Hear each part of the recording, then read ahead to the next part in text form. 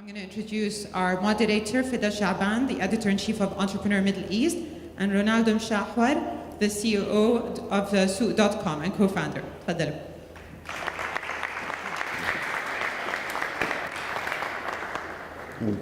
Yeah. Good morning, everyone. Good morning, everyone. Good. Entrepreneurs, can you raise your hand? I keep challenging Russia how many entrepreneurs we have versus investors, so I know who we're talking to. Samih, you're an entrepreneur in my book. I guess, so we're 50-50, by the way, Russia. Okay, I guess Friday morning, beautiful weather, Amman, thank you for being here. I would think of 300 other places I want to be. Dead Sea is very close, but thank you for coming.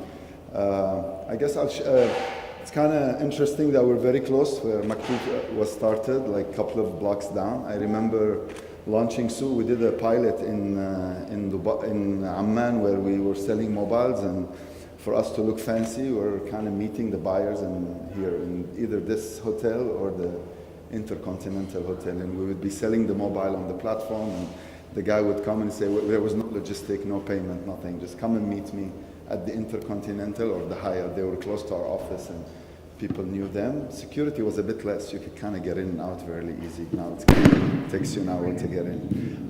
So I'll share a bit on Souk and the journey, but I think my takeaway is I see a lot of opportunities in mobile and new marketplaces that are forming, and I want to shed some light for entrepreneurs and at least leave them with some thought. When I was invited, this is a very busy time for us. When Russia contacted me, I kind of said, no, we're very busy. But then last night I met Amr Muhammad, can you guys stand up? And I was like, wow, these guys, like if these are the entrepreneurs of the future, regardless of their ideas, and I hope some of them are good, the way they were thinking, they blew me away. Stuff we're trying to think about right now. So good job, and hopefully this will be beneficial. So for all the entrepreneurs, only 45% of internet users are connected in the world. So think global. And if you look at the blocks of countries that have huge populations, so India is 1.2, China is 1.3, those may be big difficult markets, but you have Africa, the Arab world, and Latin America. We're about 400 million, Africa is 1 billion. Is around 400 million, and I think that's a big opportunity for everyone. Can you just help me put it? So I'd want you to leave, always we think of like the geographies, and I think today with the way mobile deploys, you kind of have the App Store and the iOS Store, it's kind of easy to deploy simultaneously across the world. So think always of this massive population that have not seen the internet yet. It's incredible, and this is where the opportunity is, and this is where we should be excited. Coming closer to home, we have decent connectivity, 200 million people are still not, around 150 are. Very few people still transact online, very few people buy online. So again, massive opportunity for us, even in our local markets. Just quick numbers in terms of e-commerce, I get asked a lot about the numbers. We think it's about 3.4 to 5 billion in this region. The region is rich, but multiple countries, so from a geography point of view, to deploy, you really need to deploy across multiple countries, which makes it a bit complicated.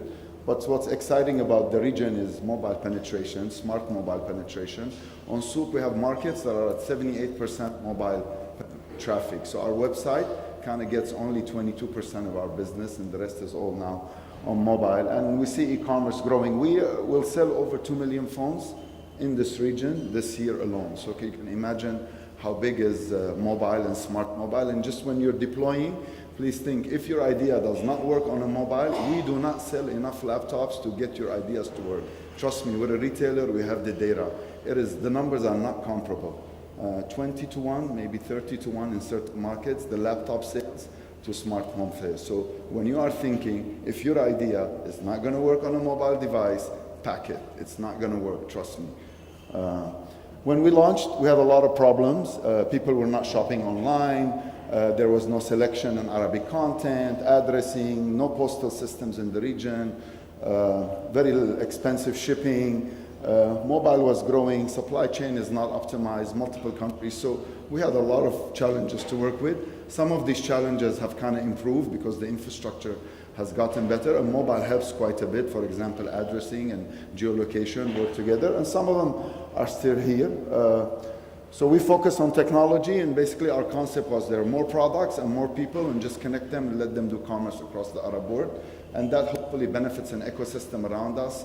We have around 70,000 merchants registered, over 1 million products on the platform.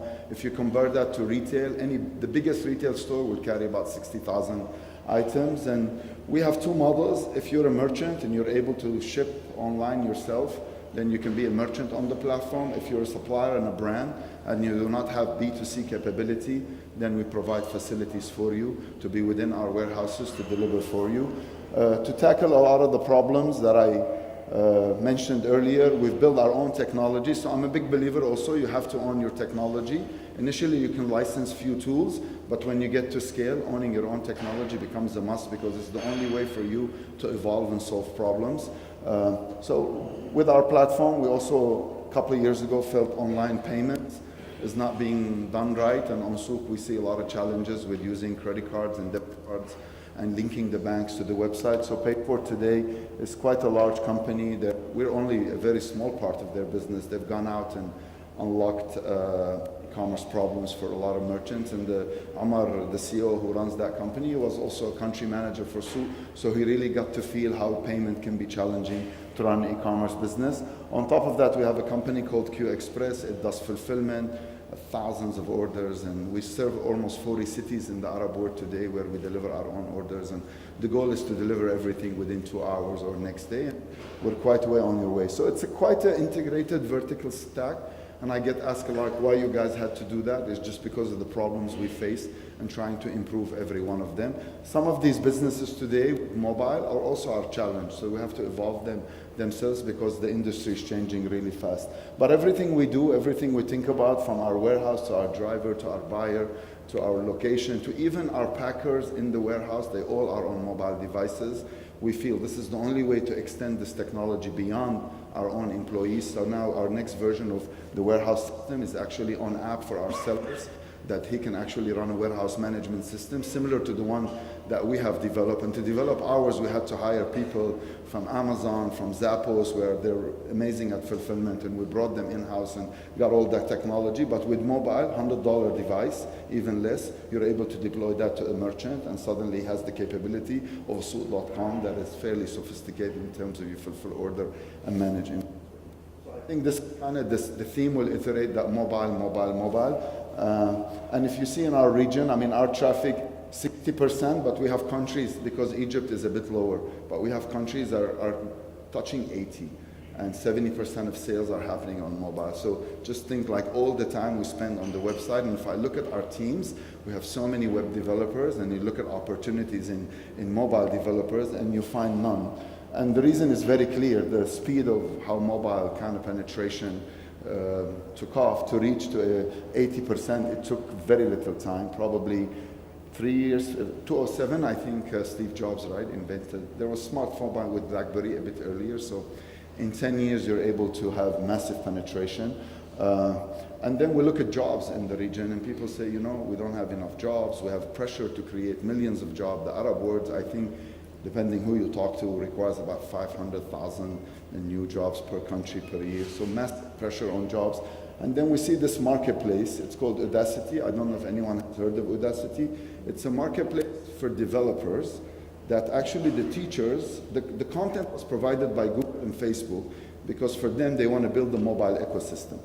Then they try to teach people, they just don't have enough instructors. And today, if you sign up to get a programming class, it's about $2,000. If you go to any kind of mahad, the smaller schools, if you're not able to go to a full-fledged 4-year university, which costs $10,000 to $40,000, these guys, for $200, you're able to sign up. The actual instructors who correct your exams are teachers sitting in India using your mobile. When you submit your test, in 3 to 6 minutes, you get a reply back. The correction of a test, the guy gets paid $3 to do so.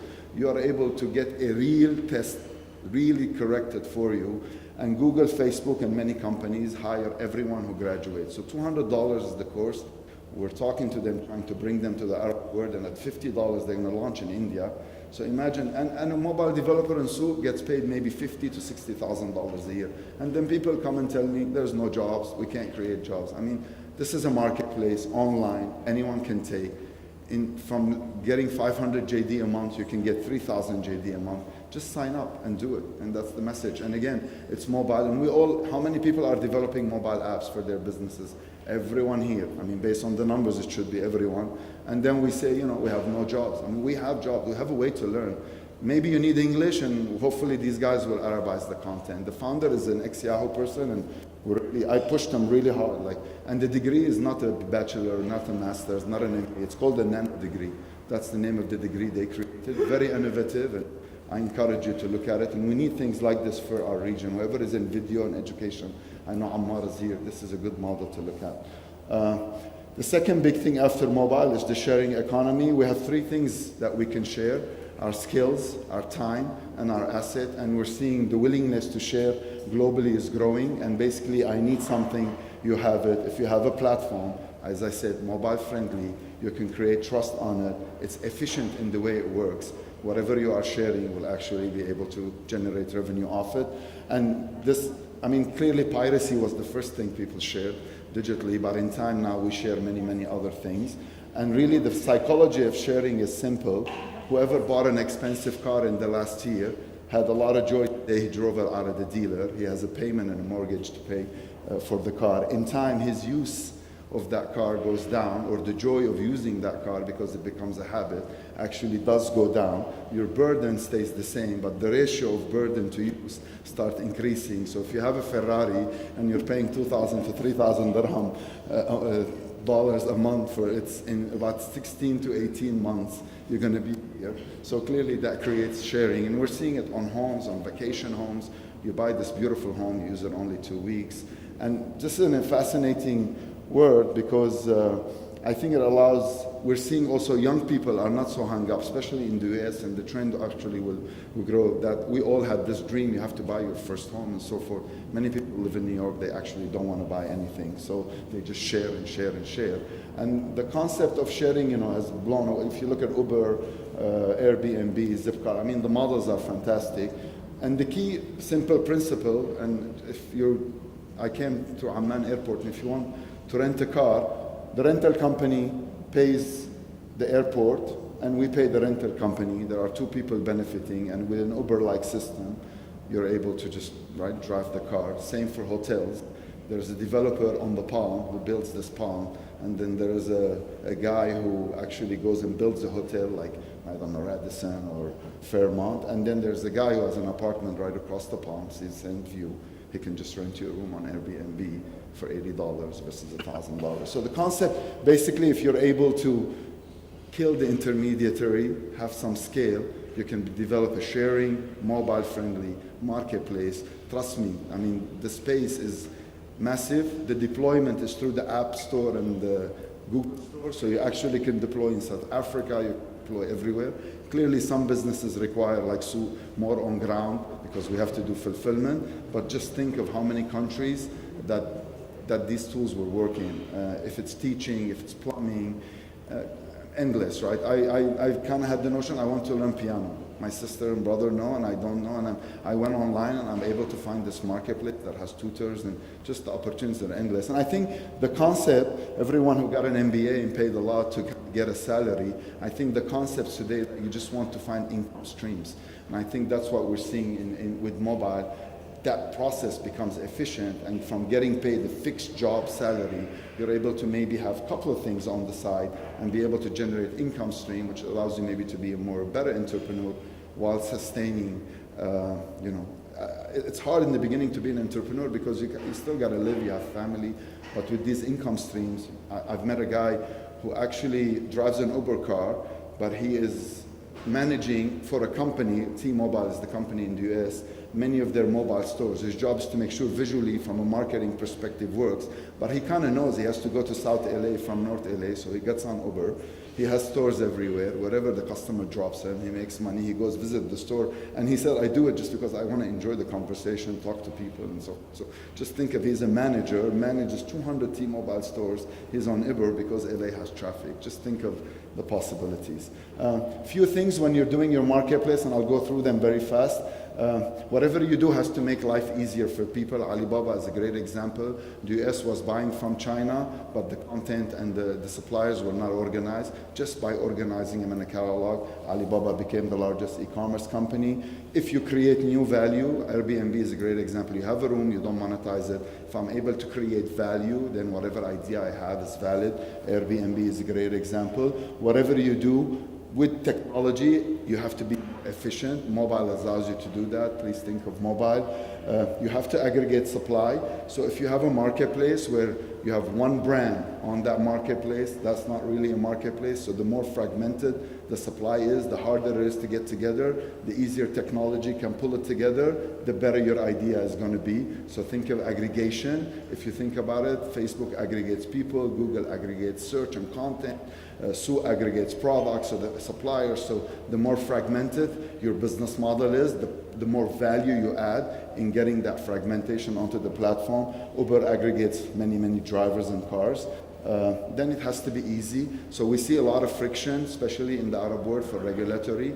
In Saudi Arabia, you have to be A, a business, B, licensed, C, I don't know what, to become a merchant on Souk.com. It is not easy. We're talking to many of the small SMEs, offices, to create this kind of what we call the Instagram license, that you can actually run a business for 3 years without needing a license. Dubai is open to it. I have seen other markets are open to it, but whatever you do, make sure your sign-up process to get more people on is very easy. Even on Uber, I think you just submit your car. If the car is new, they do a background check. They might ask you to come in or not, and you're done. We train our merchants within one session, and then we get them live. Even that one session we don't like. We feel sometimes you need to do it.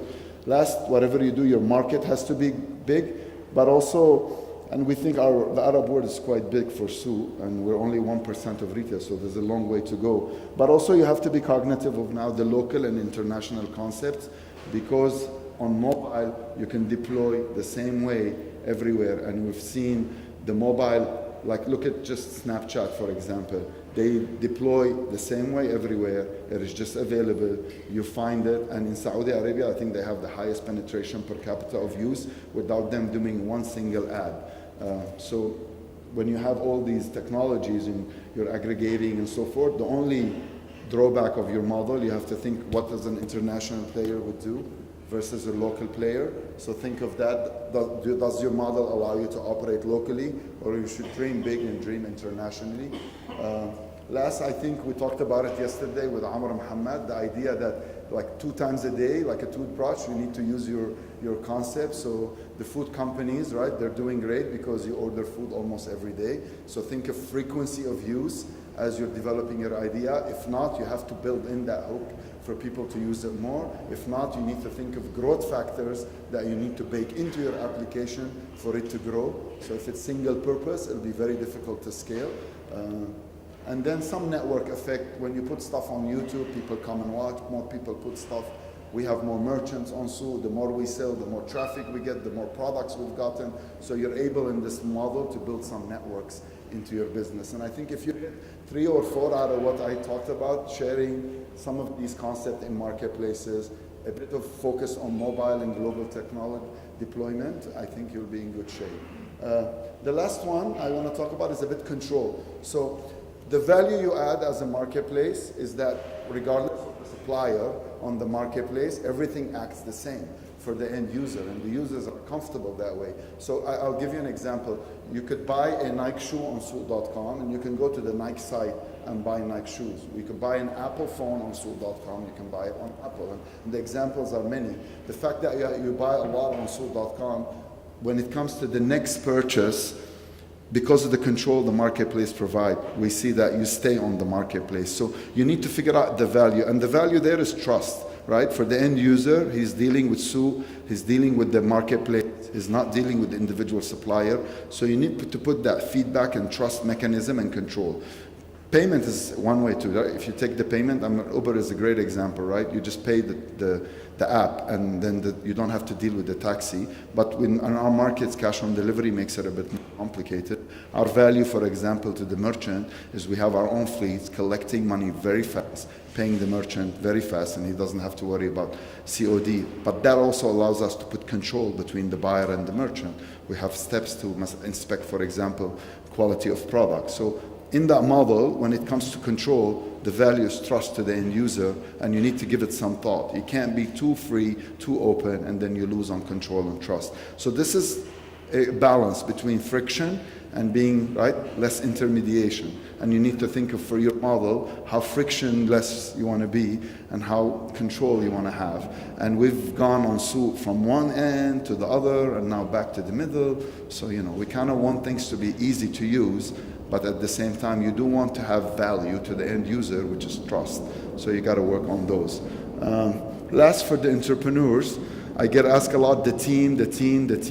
What do I need to have a good team? So I classify people in our space, in every space I met, as two types. What I call a salesperson and an engineer. The salespeople, we have 300 engineers, by the way, in Amman. So Jordan is an amazing place for talent. And I think we just see that a lot. So there's this ugly guy who smells bad, who you barely understand, but is probably very highly intelligent. And there's the sales guy who looks good, smells good, ex-McKinsey, very intelligent. If you're an entrepreneur, I think you want to start with an engineer, trust me. The product is everything, and I see a lot of people discounting that, and people look into the presentation and form and not into the core skills. And I know from Souk, I'm an engineer. I wasn't maybe as geeky, but when we added better engineers in the company, when I stopped being an engineer, Souk got really very successful. When I was an engineer, I can show you our old website. Samih used to send me comments. I'm like, why is this here? I'm like, I don't know.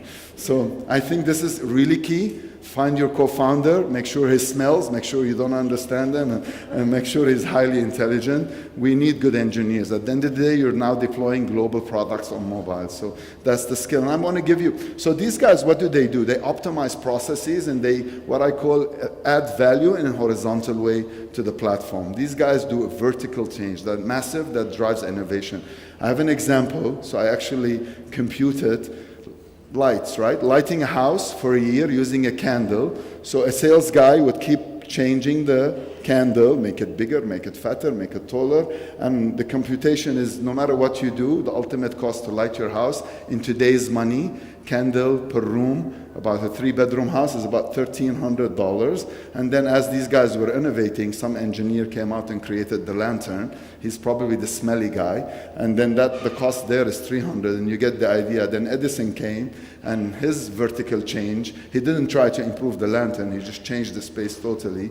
His idea is $32, and I think the last now we have these lights is at $8 a year. So that kind of gives you an idea that vertical change is the way to add a lot more value than your horizontal change in trying to improve what you're doing. And mobile and technology, geolocation, local, really allows you to do that. I want you to leave the room thinking that way. I want you to really, really take that into your head and forget your website, focus on your mobile, add value vertically to any business. It's a massive change, right? So that's to improve the life of everyone around us, and trust me, we won't have as many job problems as we have today, and probably not as many problems as we have today in our region. That's it. Thank you.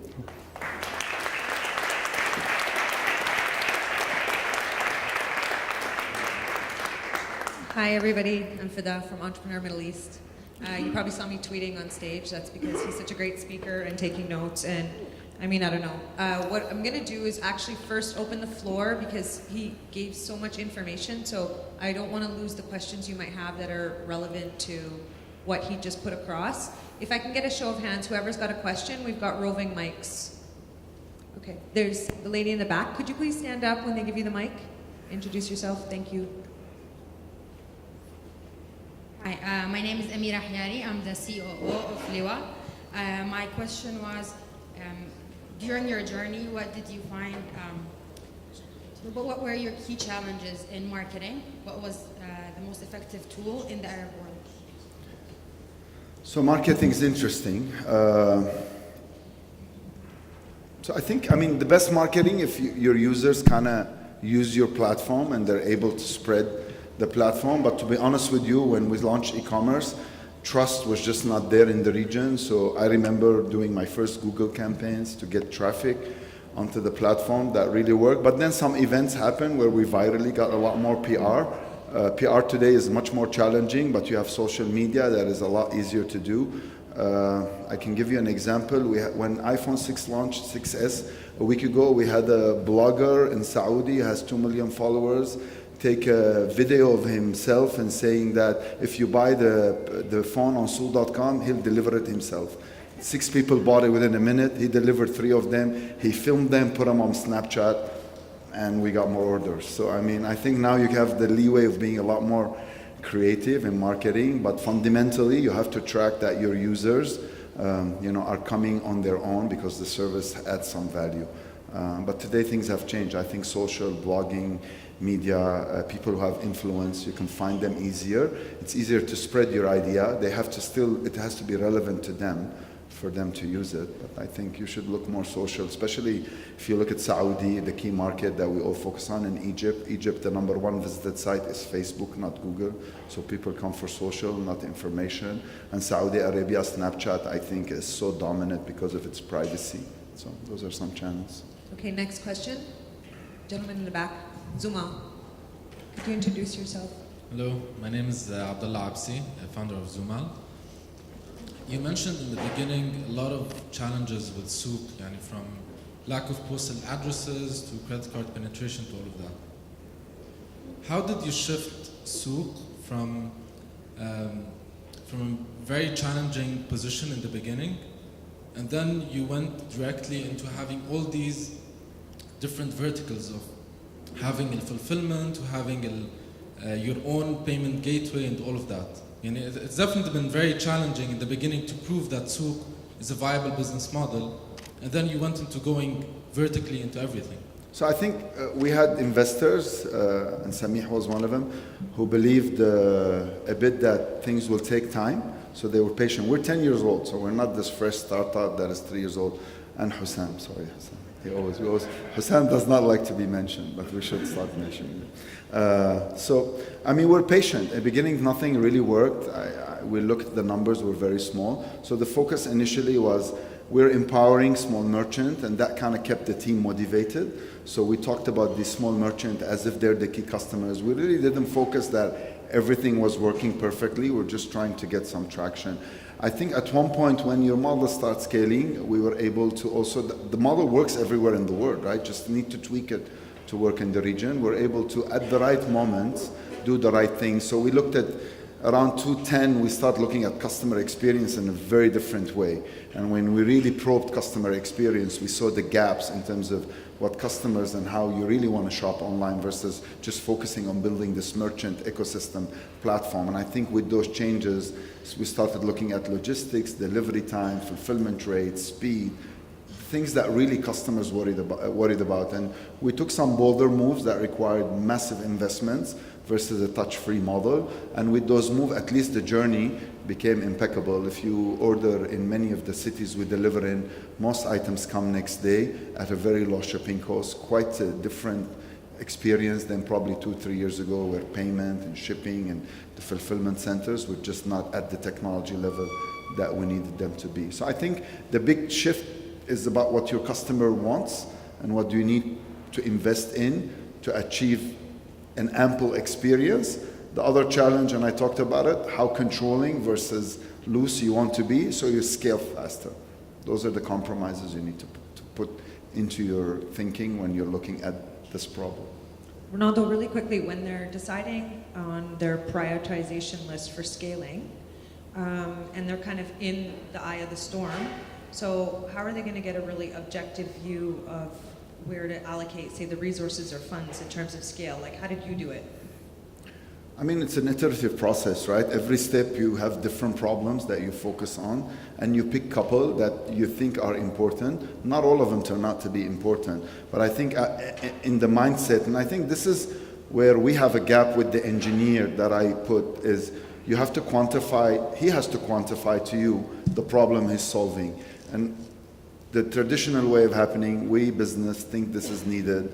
We tell them do it. They spend a lot of time. They know they could do something different and actually better, but because it's such a, like top-down kind of a thinking, at least in some companies, then you see that actually the ideas, when it pans out, it doesn't actually monetize or give you the quantitative thinking. So if we're with the engineers, you can quantify exactly the result of that output before the project, then I think becomes a bit easier for you to prioritize what to work on. And like use your judgment call.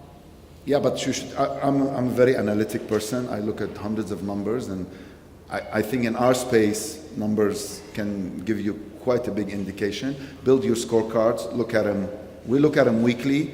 The reason we look at them weekly, we believe there are 52 weeks, so you're actually able to do 52 changes a year. A lot of companies look at them monthly, and I think that's not a good view, by the way. So if you're looking at your numbers I mean, I know you look at it daily, but daily sometimes is just too difficult. You need to kind of give the team some space that changes are happening.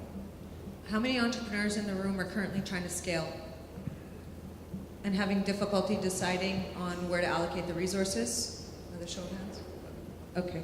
You could never have, enough resources. We have, I don't know how many engineers, and the list, we call it a laundry list. It's endless. So I think even if you go to the bigger IT companies, the Googles of the world, Amazons, whatever, they still have massive lists. So you just got to prioritize.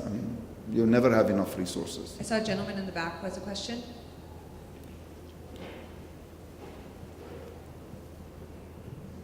What's next for Souk? If you look at Amazon, they were, besides being a big souk, they were also inventing or a leader in cloud.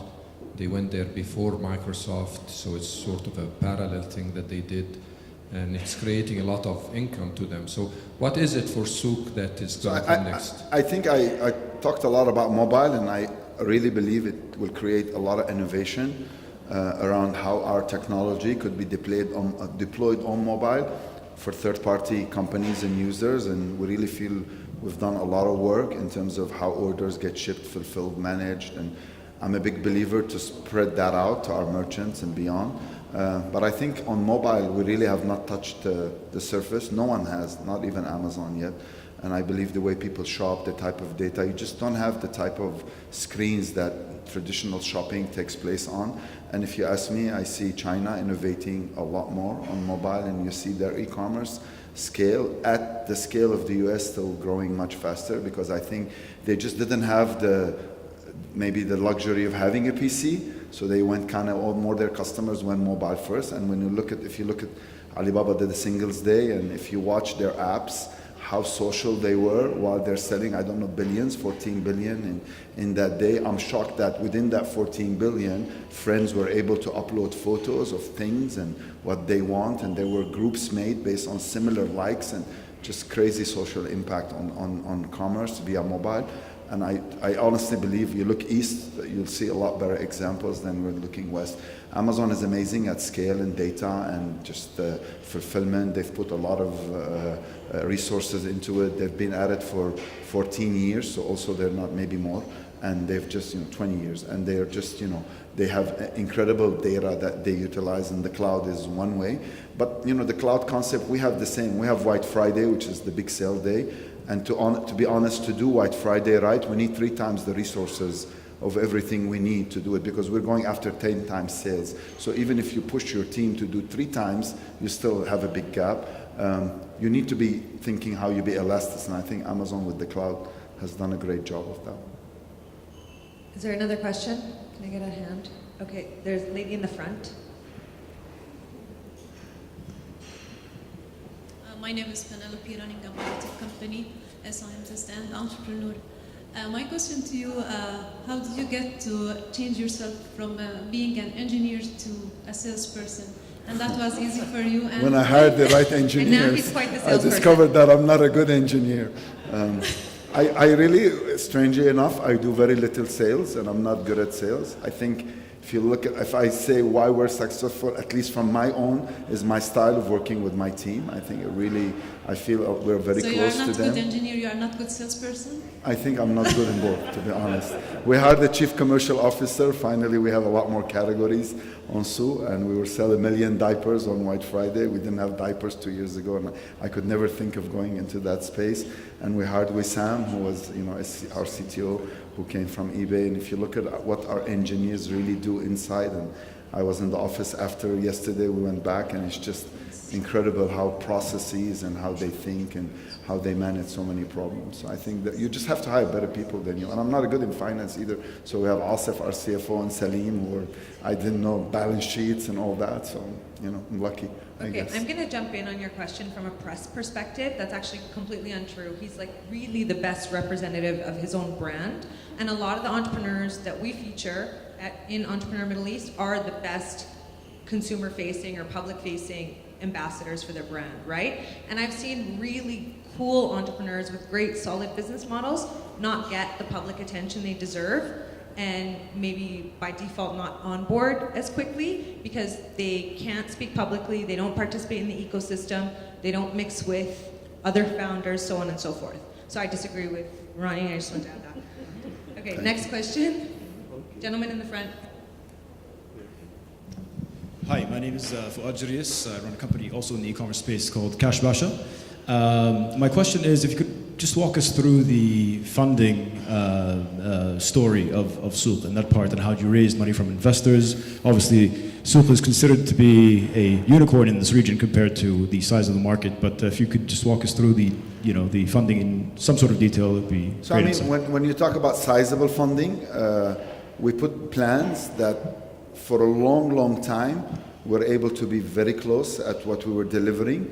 I remember when Naspers joined, we put lofty targets that honestly they were massive, and we met most of them, not all of them, but I think that allowed us to kind of, as a company, to build track record. And I think when you have good track record, then scales becomes differently. So it's one thing to say a plan and not able to deliver all of it.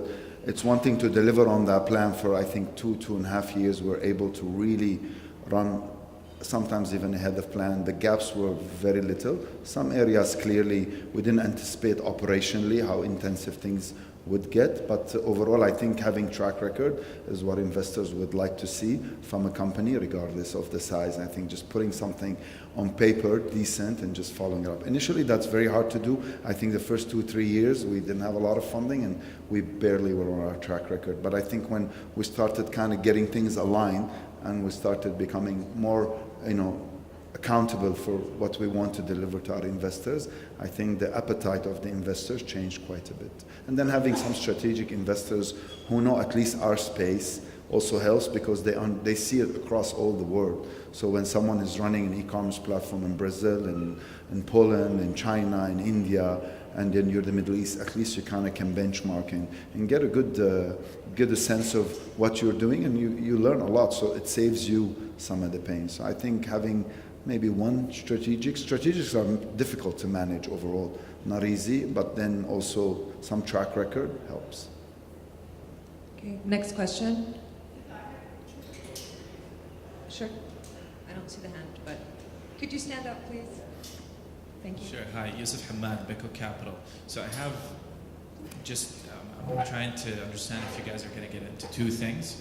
So digital products and messaging. Are you going to try to integrate some messaging in app or messaging purchases? So I mean, if you look at messaging is very big, especially for me, because intuitively you call customer service and you talk to users and merchants through your phone, and our app is on every phone and our merchants have apps. So I think on messaging definitely there's quite a bit of innovation that can take place, and we should just learn how you can talk to your friends and your managers on WhatsApp, and how that's a delight experience being asynchronous versus waiting on a phone and having to have the answer and putting the other side of customer service on the same pressure, and the poor guy just doesn't have the answer and needs to go back to his engineer, and we're yelling at them. It's so frustrating, right? So I'm a big believer that asynchronous short messaging can really do wonders for customer service. So that's one. The second question, what was it? Digital product. So We need a good publishing partners that are focused on the region. We don't have many of them yet. If you're in the digital space, you have content, and we see it coming. Netflix will be in the Middle East in early 2016, so in about 90 days. And I think that would put a lot of pressure on the local monopolies of digital content to start thinking internet. Today, they feel TV is big and they have apps, but they're really not focused because they don't have the digital pressure. And we know what Netflix can do to television. So. Is there another question? Yes, no? Okay, so Ronaldo, I want to touch on the things you said about doing online marketplaces. So there was 9 points that I caught. Were they 9? Yeah, I'm going to recap them. Okay, you need to make people's lives easier. You need to create value. You need to be efficient in using mobile. I think that's a recurring theme everywhere. Aggregate supply. It has to be easy. So like, for example, the sign-on process. Your market must be big. You have to be aware of both local and international concepts that are parallel to yours or sort of echo yours. Does your model allow you to operate on both levels? The frequency of use and building in growth factors, right? So is there frequent use for your app or your website or that sort of thing? And then the final one was control. And I think that's the one that I didn't catch as much. Can you kind of elaborate on control in the business model? So I give you an example. To speed up shipping in Souk, we predict what courier you should use, and we force you to ship on a given error bill, right? That's a perfect example because either us, the courier, you ship within that shipping instruction. There are many, and we talked yesterday to someone distributing diapers, and he said, you know, we have the fleets, we don't want to use this service. But I'm not sure if it's really committed to me, or is if he gets an order from Spinneys, he will leave the customer and go deliver those 1,000 diapers to Spinneys and forget my customer. Easier, right, to ship that way. For us, we don't have to worry about error bills and shipping, and we're not as controlling, but then, you know, so that's a good trade-off where do you want to control shipping? Do you want to control payment? I think you see when control is efficient, then I think people like it. We like some aspects of that because on behalf of all our merchants, we went to the bigger couriers such as the Aramexes of them and said, you know what, it's not 50 packages per customer. We're going to give you 2 million shipments this year or this month. You need to give us a better rate for everyone, but that forces control because now we're issuing the error bills. So, you know, that's one example of control. Another one, do you look at every item everyone lists on the platform and do you review it and do you reject stuff that you feel that the seller has not invested enough time into creating his content? So basically he has no skin in the game. A bottle, I mean, no, I need to know more. Right, and that you can be controlling and say, you know what, we let this description go on the platform. We say no, we will manage it, we will reject it. You have to go back, fix it. Frustrates people because it creates friction, but at the same time, when you look at the value of the platform, shopping on Souk becomes easier for the buyer. So those are some examples internally of what I think of control. How many entrepreneurs in the room focus or struggle between allocating resources to infrastructure versus aesthetics? What do you guys go for first? Infrastructure, show of hands? Aesthetics? Okay, so there's a chicken and egg thing that we've heard from a lot of entrepreneurs. They say if their product doesn't look good or their consumer-facing website doesn't look good, then they can't onboard. But then they can't take resources away from their infrastructure. So how do you balance? I think what I think the translation of that in my mind is the product team good enough to create good products? And sometimes if you look at the app and it just doesn't look good and it looks like no one is giving it thought, then you're immediately judging the product team versus the engineers, the sales guys who kind of putting it together, right? So because consumer facing. Yeah, right. So I think that's kind of what you're reflecting at. Yeah, I think some people come and they see something that doesn't look great. They don't see the merit of the idea because it's not presented well. I think you can always add talent to that team to help them. If you identify that the idea is good. I mean, do you have to focus on aesthetic? I mean, you have to have a good product. So to go to market, it's hard to go to an investor and say, I have an idea and please fund me. Some ideas get funded.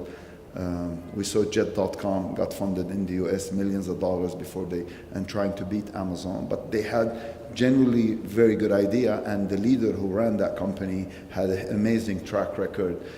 Actually, Amazon had acquired him a couple of times, so he exactly knew what he was trying to do. But most likely, you want a good product. It's easier to understand, and then people can fund that product because they can actually touch and play with it.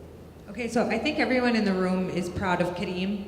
Okay, Yep. but I got the comment yesterday from somebody who said, their UX UI just isn't as good as Uber's, so on and so forth. I personally, I'm a Kareem user. Please use Kareem. Yes, please use Kareem, everyone. My advice is you should use Kareem. I know sometimes, but they learn, right? So we had this debate in Saudi, and one guy is telling me like, we're going to go on Uber. I'm like, can we use you? I'm like, well, they're just a local player. So maybe being Souk, we feel the same.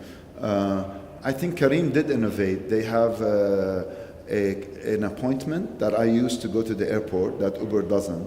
So if I really want to leave at 7 a.m. in JBR and get to my airport, right, I want to schedule. So I think a pick up later, I don't know what they call it, versus now, is something Uber doesn't have. Logistically, I'm sure it's a nightmare to manage because suddenly the whole idea of sharing and dynamic allocation becomes static with scheduling. So I'm sure it hurts their KPI, but it's a feature that I think some consumers would want. They also initially went gung-ho. I think they do some kind of a cash card. So they also did not shy away from saying on ePay only.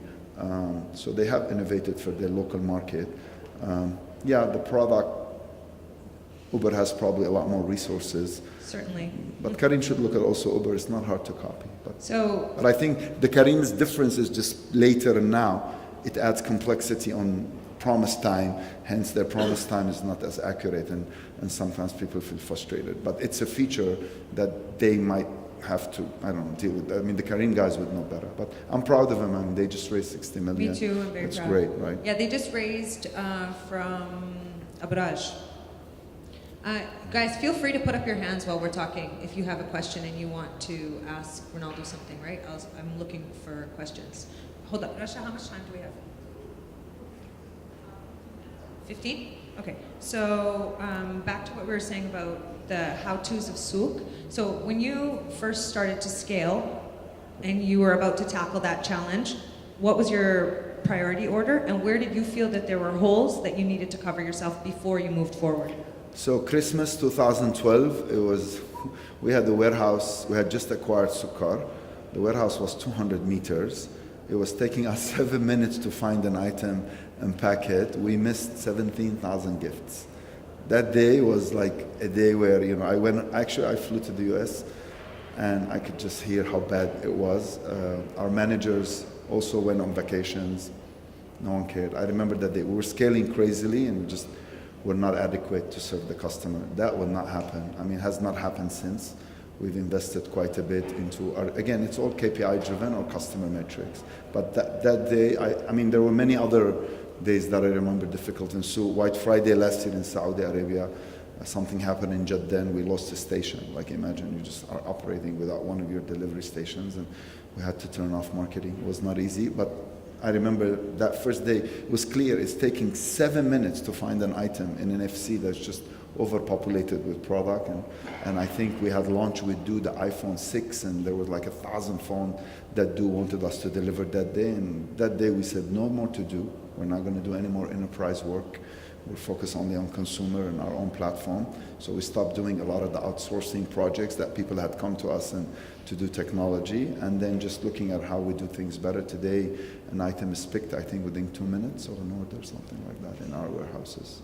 Okay, I also want to talk about some of your exclusivity deals. So when you launched the Huawei Honor 6? Oh, Honor 6. Yeah, and that was exclusive to Souk in the Middle East, right? Yep. Can you guys all hear us? Everybody's good? Are you guys awake? Okay, so when Huawei released that phone, you had it exclusive in the Middle East, but you actually participated in the launch, which to be honest is what got you guys a lot of press. Yeah. So I was filmed in China driving a Formula 3 car that almost spun out.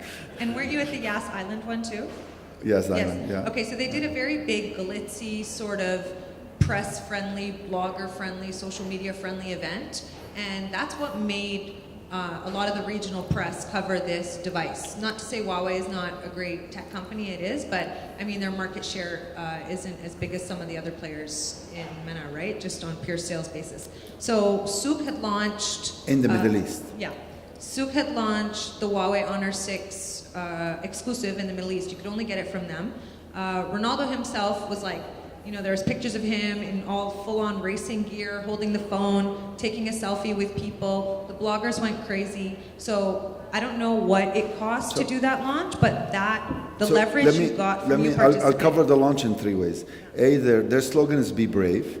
Second, we know Abu Dhabi really wants to utilize Yaz because they only use it for the race. So it's available almost all year, and they do very few car events. And I happen to know one of the people who's managing the circuit. So what you don't see in the press is the first proposal was that we jump from a plane, and I'm like, no. You should have jumped out of the plane.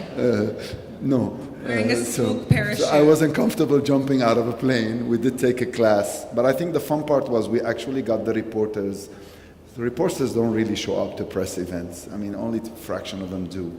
But the whole idea was with Yas, we managed to get the instructor. So one of the manager of the circuit has actually 2 daughters that were 12 and 13, and they are like world-class racers from Abu Dhabi, local Emiratis. So when we got them to speak, it was really true. I mean, they were really brave, I mean, to do what they do. I had met them during like the Formula One a year ago, so they were in my mind, like whenever we're going to do something cool, those are young Emiratis. That's one. The second was actually to go on these cars, you do have to take a class, so you can't just come and drive a Formula, even 3 car. So we managed to get all the reporters to actually take the class. So it wasn't expensive as it could have been, like going to the Fairmont and booking a big room, because there was nothing fancy, right? There was no there's just a room, an so wait, instructor. it was cost effective? It wasn't too bad. I mean, for Huawei, it wasn't that expensive. But we got the actual reporters to actually learn how to drive and actually drive. And then we did the event. So they were already like, you just drive that car and your adrenaline level is like so high that you want to tackle the world. So imagine getting a reporter who's sleeping in the room versus someone who just drove a Formula 3 and just, kind of coming and covering your "Be Brave" slogan, and then having these 2 girls that make all of us look like nothing in front of me. And that was, I think, what actually got China excited. On the exclusive, I want to cover that part because we believe in it. Clearly, it has better margin, you control supply and all that, but there's another story. Pre to Honor, we have 2 brands on our platform. One is called Inju, one is called Infinix. No one knows about these brands. We had worked with them for about 2 years. Inju only launched on Souk in the world, and Infinix because of our sale numbers, we're able to get Google to give them the technology to do Google One. These phones are $50 phones. We sell hundreds of thousands of these phones. For me, why I'm excited about them, especially Egypt, Saudi Arabia, is this whole issue about connectivity, that you're allowing a plumber, an electrician to move from a featured phone to a smartphone, and the whole idea of how better communicator you can be. You will be more efficient as whatever you do with a smartphone versus not. So there was this, and you see quite a bit of what we talk about is on mobile. And at the same time, online shopping is on mobile, putting our app on this phone. So it was a win-win situation. But the exclusive business, we started quite a big bag, but now because of the volume, we're able to work with the bigger brands. And we really believe that they provide similar technology at half the price, direct from a customer. So very affordable. This phone, Honor 6 Plus, I use it.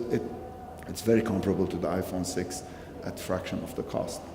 Ronaldo, how does a brand get these exclusive contracts when they're not the size of Souk, right? So for Souk, it's like you are wielding considerable market weight. So when you go to X product manufacturer and say, I want this product exclusive, you have leverage. So how do they do that without Souk's leverage? I think the idea that we have leverage is a bit premature, because if you look at online, it's still quite small. To convince a black to lock supply only online versus offline, it's still a challenge in our region. So we're working with a big FMCG company, and we represent very little of their sale. Yes, we're the biggest online channel for them, but it's still nothing to get Carrefour so upset.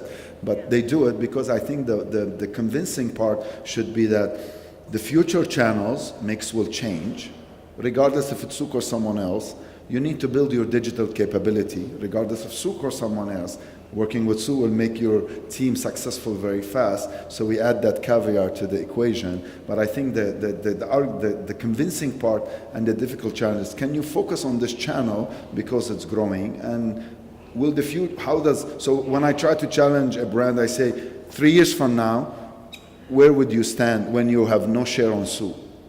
Right? Regardless if we're small, because we're still, and then they say, you know what, we better be there. So then and we've with this exclusive, we've taken Samsung's share considerably down in 2 countries, and they know it, and you can look at Samsung's numbers globally. The same strategy is working in every country. Samsung had a very tough stand on online because of their channel conflict with the current distributor.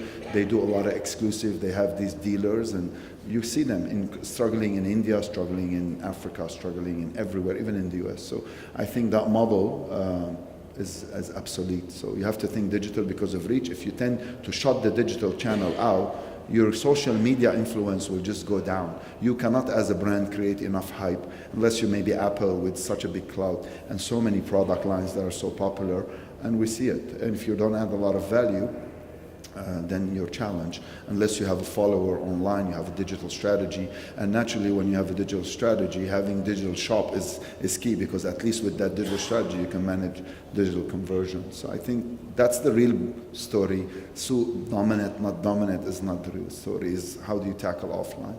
Okay, I see a question. Yusuf from Beko, right? Yeah, so it's very relevant to the subject you guys are talking about. I think Souk, you guys have about 1 million products or so right now. Amazon has about 200 million. Where do you see Souk's number to kind of capture the market in the Middle East? I know 200 million products is not necessarily relative for the Middle East market, so what's the number we of believe, products? initially, if you ask me, Souk was very kind of walled-garden, bordered marketplace where every country operates as independent as possible. This was a result of difficult logistics and a lot of borders, even from Dubai to Saudi Arabia in the same GCC country. You have SASO, so the product requirements are very different and so forth.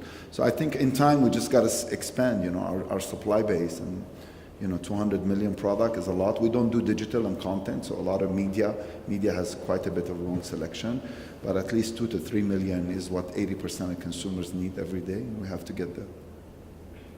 Okay, so apparently this is streaming live on Periscope. For the Periscope people who are watching, if you have a question, you can tweet at me and I can convey it that way to Ronaldo. I don't know where the camera is for the Periscope, but you hear me.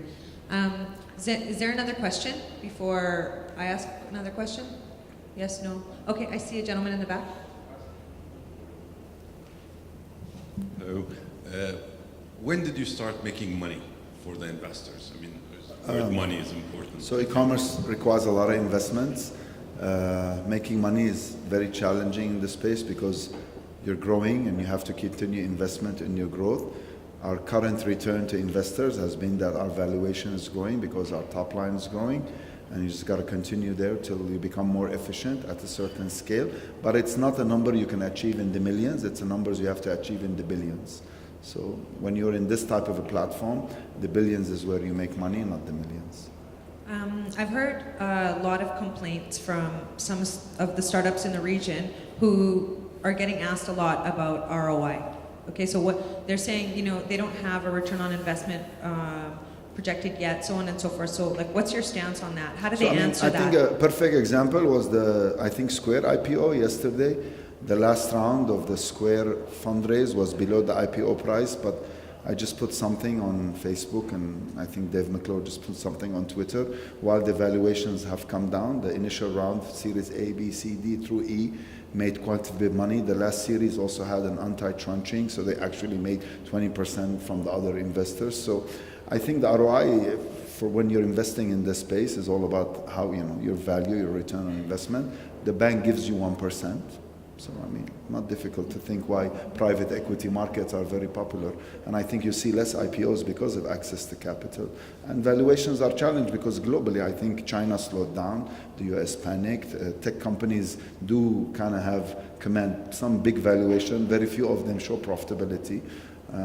But if profitability becomes a focus for a company, I think at a given scale, you can make that a priority and change a bit your outlook. But I think You have to be a bit resilient because you also have to keep innovating. So it's not an easy balance to say, you know, we'll stop innovating, we'll cut down our teams, we'll be, you know, a bit leaner and just focus on the bottom line.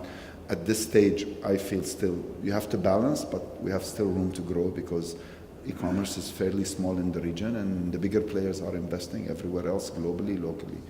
So. Okay, this is a question just coming from me because generally in the magazine and online, we don't talk much about valuations because what we mostly hear from investors is that people are either A, overdoing it, or B, it's irrelevant because valuation is sort of just speculation. Is there too much talk, in your opinion, about valuation? I mean, I refuse to talk about valuation.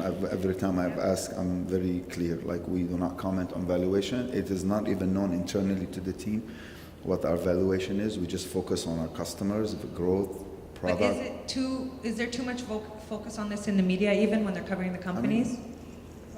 We get a lot of noise on it. I had someone give me a unicorn t-shirt in a conference. It was not fun. What did you say? I gave the t-shirt to the first guy I met. Okay. But I told him the t-shirt is too small for me. It was size small. But no, I don't. I mean, I think an entrepreneur focusing too much on valuation actually is not a good thing, because if you overvalue your investment, then your next round, because you're going to need next round, becomes so much more complicated because it's very difficult to tranche down your valuation. So you should not go crazy. I know you don't want to dilute, so maybe you build another incentive scheme if you're possible. But if you go and overvalue your business, and we've seen this with one of the local e-commerce players, it becomes so difficult to do the next round. So, I mean, the investors clearly would like you to value the business higher because they dilute more, but the challenge on you is like you have to think a bit what happens next and what if. So For the entrepreneurs and founders in the room, how many of you think you have a handle on valuation? Okay, how many think it's a very inexact sort of guessing game? But there are global multiples to what you do, so you're not alone anymore. I mean, this notion that every business is unique and no one can value it and have such a great idea. I mean, maybe early on those are valid points because of the type of impact that idea can be, and you can see it with mobile, how, like the examples I put forward, they're all massive companies. But in a space where you just, you become a bit more mature, there's enough benchmarks out there. You can do your homework. You can compare against offline. We compare a bit against offline. So we look at electronic retailers in Saudi quite a bit, and because we know their operating cost is difficult like ours, and you can kind of see where they're doing better, where you're doing better, and you come to a sense of that valuation. Okay, Rasha tells me we're over. There's a question in the back. It's your call. Take it, not take it. Yeah, take it? Okay. Last question. The gentleman in the back, last question for Ronaldo, and then I call it a quits. Hi, my name is Naad Ramadan. I'm the CTO and co-founder of Social Dice. We're innovating the hiring process. During the interesting trip with Social Dice, we've migrated from Jordan to the UAE, and we faced a lot of issues and obstacles getting there. So some of them are they want to be invoiced. It's not a they hate to pay online, and there's other issues. Can you tell me a little bit about how Souktel, some of the issues that they faced going from region to region, country to country? I mean, look, going from Jordan to UAE, I think is the one I want to cover. You got to get in, like you're like kind of in a training ground here, and it's a fairly small market. You guys know everyone. We see a lot of people we know. I think going out is good. You just got to be ready, right? Because the playing field changes quite a bit. I've seen companies. We went from Jordan to UAE, I think, first 4 or 5 months. So I think going out there, that's probably a better market to test. It's also geographically fairly small, so you're able to reach it quite a bit. I think you should do it fast. It's just you have to be ready because the playing ground changes, the cost structure changes. We've kept quite a bit of team here because of cost, but to be honest with you, many times in our meetings we say, I wonder if that trade-off over time, having some of the engineers far away from us, it defocuses value of the engineering team, which you don't want to do in an internet company. So it has one drawback, that you're far, it's not cool. It looks cheaper, and we have better talent here than we probably can get natively in the UAE, but I think having the separation of teams is something that's always on my mind. But the more the Jordan team grows, the more harder that move gets. And we just can't be here because it's not really a bigger market. We need to be in Saudi Arabia. So that's not an ideal scenario for any internet company. An internet company, they engineer the product and the founding team need to be reside where the customer is, wherever that customer is, at least one market where you have customers. So I know a lot of people have back offices in Jordan, and we operate mainly for the Gulf and other markets, but I think that poses some challenge. It's not simple when you want to innovate fast. Okay, so we're calling the session quits. Thank you so much, everyone. Thank you, Thank you. Ronaldo.